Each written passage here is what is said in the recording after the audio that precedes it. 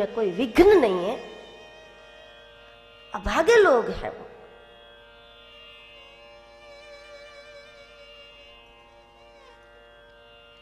क्योंकि जीवन का तेजी से विकास जो है वो अवरोध के बाद होता है। अवरोध आपकी आत्मशक्ति बढ़ाते हैं, अवरोध आपकी सावधानी बढ़ा देता है, अवरोध आपकी सजगता को बढ़ा देता है, अवरोध आपको लोगों की पहचान कराता है। सबसे बड़ा फायदा यह है। कोई मुसीबत जब जीवन में आती है तो सबसे बड़ा लाभ ये समझो पहचान हो जाती है। जिसको आप सहायक समझते हैं, जिसको आप नजदीकी लोग समझते हैं, उसको चेहरा बेनकाब हो जाता है। ये कोई कम फल हुआ, ये कोई कम फायदा हुआ, बहुत बड़ा फायदा। आपके निकट वालों के जो चेहरे हैं वो असली चेहरे आपके ध्यान में आ जाना, ये तो कितनी बड़ी भगवत कृपा है। लेकिन अवरोध के बिना नहीं होता।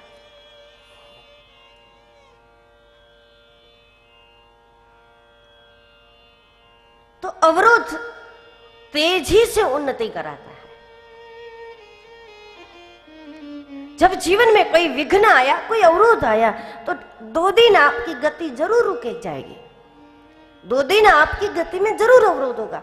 लेकिन जब आप उठोगे तब आप इतनी तेजी से उठोगे, फिर आपकी दौड़ नहीं होगी, फिर आप विमान की गति से आप उड़ान लगाओगे, किसी का भरोसा किए बिना आप अपनी ताकत से लगाओगे। इसी तरह लोग महान बनते हैं, इसी तरह लोग आगे बढ़ते हैं, इसी तरह साधारण लोग असाधारण बनकर के दुनिया में आते हैं।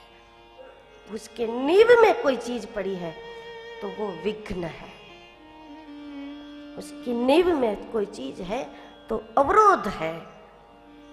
लेकिन अवरोध को अवरोध के रूप में देख करके उसके दोष की, उसकी चर्चा में न रहे, लेकिन उसके निराकरण में लग जाए।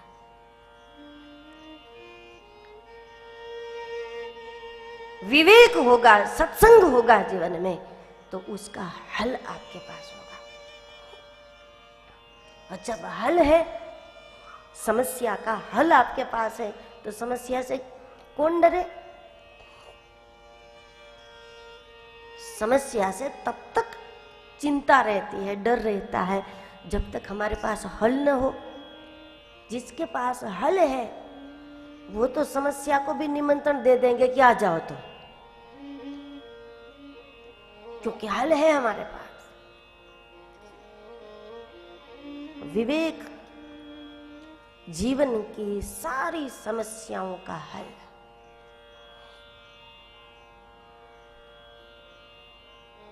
विवेक के देवता है गणेश, इसीलिए विघ्नहर्ता गणेश है। क्योंकि जब आपका विवेक जागृत है तो आप विघ्नों को पार कर सकते हैं। विवेक बुद्धि के रहते समस्या का हल आप शांति से निकाल सकते हैं।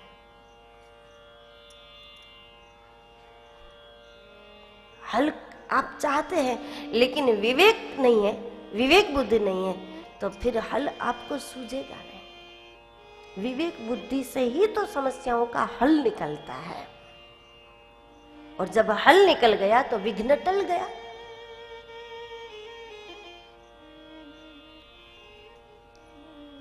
और शास्त्रों में